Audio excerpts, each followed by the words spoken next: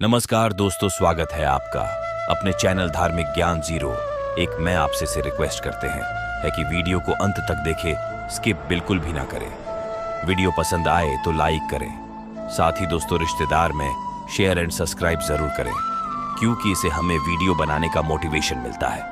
आज हम गरुड़ जी भगवान श्री कृष्ण के पास आते हैं और कहते हैं, हे प्रभु, आपने मुझे मनुष्य की जन्म से लेकर मृत्यु तक की सभी अवस्थाओं के बारे में बताया है। मनुष्य की मृत्यु के उपरांत किए जाने वाले सभी क्रियाओं के विषय में भी बताया है।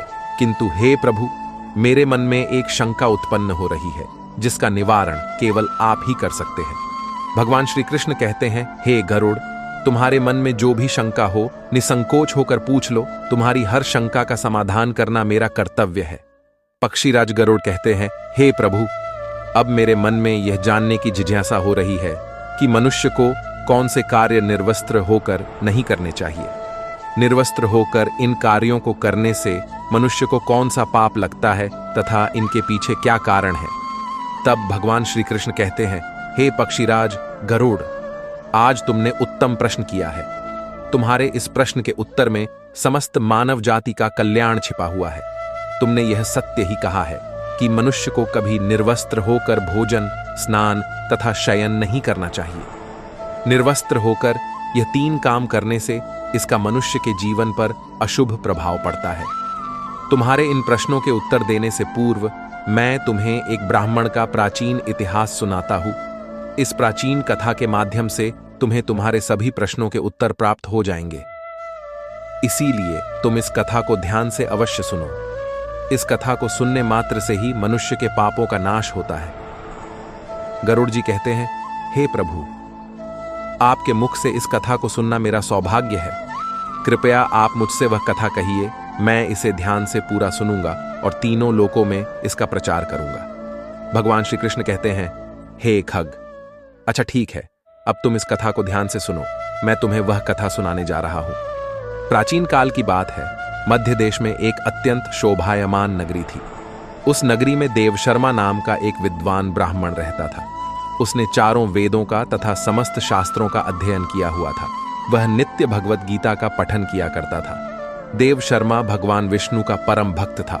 नित्य भगवान विष्णु की पूजा आराधना किया करता था। एक दिन देवशर्मा तीर्थ स्थान पर जाने के लिए घर से निकलता है। वह अपने साथ भोजन बनाने के लिए थोड़े से चावल ले लेता है। देवशर्मा घने जंगलों से तीर्थ स्थान के लिए चलने लगता है। बहुत देर तक चलने के बाद देवशर्मा जंगल में स्थित एक जलाशय के समीप पहुंच जाता है। वह जलाशय अत्यंत सुंदर था। उसके चारों ओर हरियाली और सुंदर वृक्ष थे। फिर वह ब्राह्मण उस जलाशय से पानी पी लेता है और वहीं पर भोजन करके विश्राम करने का विचार करता है। देवशर्मा अग्नि जलाने के लिए लकड़ी इकट्ठा करने निकलता है। तभी उसे जलाशय के पास एक विचित्र दृश्य दिखाई पड़ता है। उस जलाशय के आसपास के सभी वृक्ष तथा पौधे हरे भरे होते हैं, किंतु केवल 2 वृक्ष एकदम सूखे हुए तथा मृत दिखाई पड़ते हैं। उन वृक्षों को देखकर देवशर्मा को बड़ा आश्चर्य होता है। वे इस प्रकार से सोचने लगता है, बड़ी ही विचित्र बात है। इस जंगल के सभी पेड़ पौधे हरे भरे हैं, किंतु ये 2 पेड़ तो एकदम से सूखे हुए हैं। इन पर ना तो पत्ते हैं और ना ही छाल है। इन वृक्षों की ऐसी हालत किस कारण से हुई? इतना सोचते हुए वह मन ही मन प्रसन्न हो जाता है और कहता है, चलो अच्छी बात है, आग जलाने के लिए सूखी लकड़ी का इंतजाम भी हो गया। देवशर्मा उन सूखे हुए वृक्षों के पास जाता है और उनकी टहनियां तोड़ने लगता है। तो अचानक उन वृक्षों से एक आवाज आती है, रुक जाओ ब्राह्मण, रुक जाओ, ये क्या अनिष्ट कार्य कर रहे हो? उस आवाज को सुनकर देवशर्मा चौंक जाता है और इधर उधर देखने लगता है और कहता है, कौन है? कौन आवाज दे रहा है? यहां पर तो मुझे कोई नहीं दिखाई पड़ रहा है। तुम जो कोई भी हो, सामने आकर बात करो। फिर से एक बार आवाज आती है, हे ब्राह्मण देवता, हम तुम्हारे सामने ही हैं, आप ही हमें देख नहीं पा रहे हैं। देवशर्मा कहता है, हे भाई, तुम कौन हो और मेरे सामने कहां पर खड़े हो? मुझे तो कुछ भी दिखाई नहीं पड़ रहा है। फिर से वह आवाज आती है, हे ब्राह्मण देवता, आप जिस वृक्ष की टहनी तोड़ रहे हैं, मैं वही वृक्ष बात कर रहा हूं, किंतु आप मुझे पहचान नहीं पा रहे हो। देवशर्मा ब्राह्मण घबरा जाता है और इधर उधर देखने लगता है, तो उसकी दृष्टि उन दो पेड़ों पर पड़ती है। वह देखता है कि वे पेड़ मनुष्य की वाणी में बात कर रहे हैं। इस विचित्र घटना को देखकर देव शर्मा को बड़ा आश्चर्य हो जाता है। वह कहने लगता है, बड़ी ही विचित्र बात है, ये मृत पेड़ तो मनुष्यों की वाणी में बात कर रहे हैं। ये प्रभु की कैसी विचित्र लीला है। देव शर्मा उन मृत वृक्षों से कहने लगता है, हे वृक्षों, तुम कौन हो और तुम मनुष्य की वाणी में कैसे बात कर रहे हो, और तुम्हें वृक्षों का शरीर कैसे मिला? तुम्हारे समीप इतना बड़ा जलाशय होने के बावजूद भी तुम सूखे हुए हो और बाकी सभी पेड़ पौधे हरे भरे हैं। आखिर ऐसा कैसे संभव है? देव शर्मा की बात सुनकर वह पेड़ बोलने लगता है, हे ब्राह्मण देवता, हमारी ऐसी दशा हमारे कर्मों के कारण ही हुई है।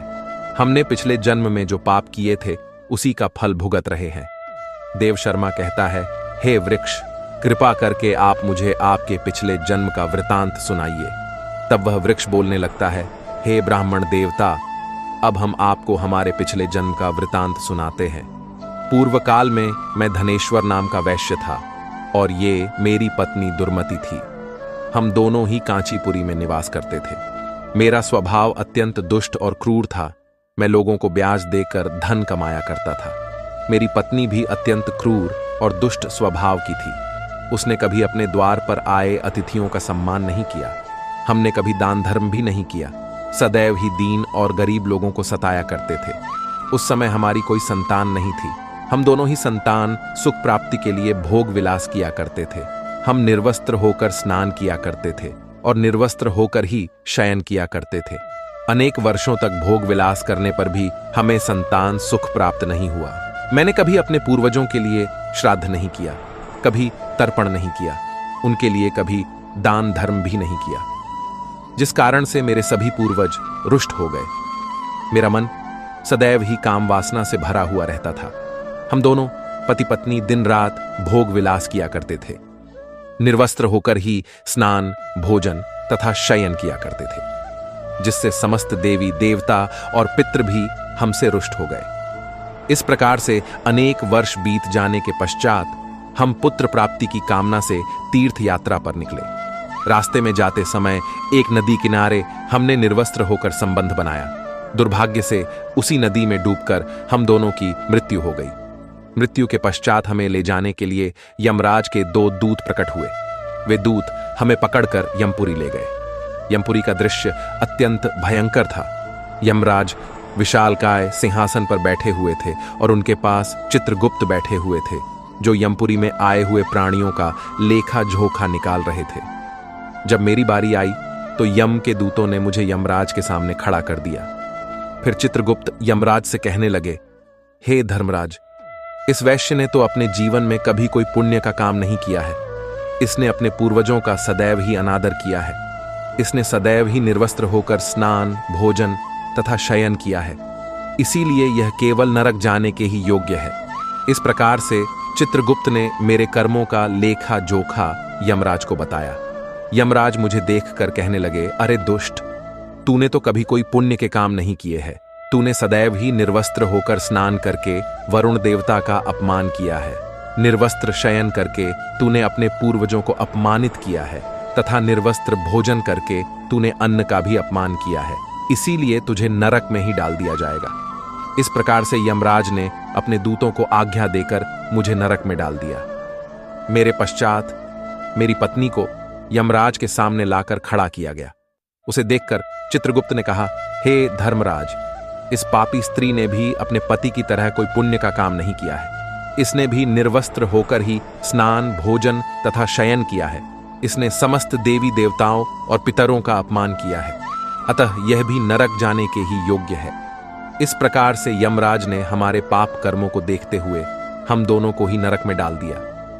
नरक में सजा भुगतने के पश्चात हमें वृक्ष का शरीर प्राप्त हुआ। जैसे जैसे हम बड़े हुए, हमारे सारे पत्ते भी गिर गए और हमारी छाल भी नष्ट हो गई। निर्वस्त्र कार्य करने के कारण इस जन्म में वृक्ष के रूप में हमारा वृक्ष रूपी शरीर भी नग्न हो गया और हम कष्ट भुगत रहे हैं। हे विप्रवर, कृपा करके हमें इस कष्ट से मुक्ति दिलाने के लिए कोई उपाय कीजिए।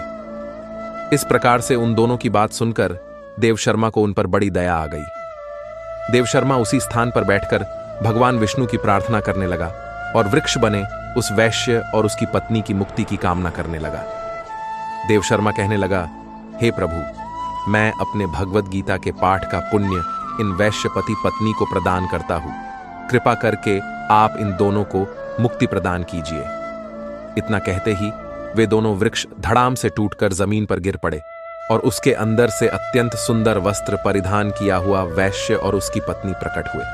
फिर उस स्थान पर भगवान विष्णु के 2 पार्षद प्रकट हुए और उन दोनों को दिव्य विमान में बिठाकर दिव्य लोक को चले गए। इस प्रकार से भगवत गीता के पठन का पुण्य प्राप्त करके वह वैश्य और उसकी पत्नी दोनों को ही मोक्ष की प्राप्ति हुई। भगवान श्री कृष्ण कहते हैं, हे पक्षीराज, मनुष्य को कभी भी निर्वस्त्र होकर भोजन, शयन और स्नान नहीं करना चाहिए। निर्वस्त्र स्नान करने से जल के देवता वरुण का अपमान होता है। निर्वस्त्र भोजन करने से अन्न की देवी मां अन्नपूर्णा का अपमान होता है और निर्वस्त्र शयन करने से समस्त पितृगण रुष्ट हो जाते हैं। इसीलिए मनुष्य को निर्वस्त्र होकर ये 3 काम नहीं करने चाहिए। तो दोस्तों, इस प्रकार से भगवान श्री कृष्ण ने गरुड़ जी को महत्वपूर्ण ज्ञान दिया है। आपको यह कथा कैसी लगी कमेंट करके अवश्य बताएं। जानकारी अच्छी लगी तो वीडियो को लाइक जरूर करें और कमेंट में जय श्री कृष्ण अवश्य लिखें। साथ ही चैनल को सब्सक्राइब करें। आप सभी का धन्यवाद।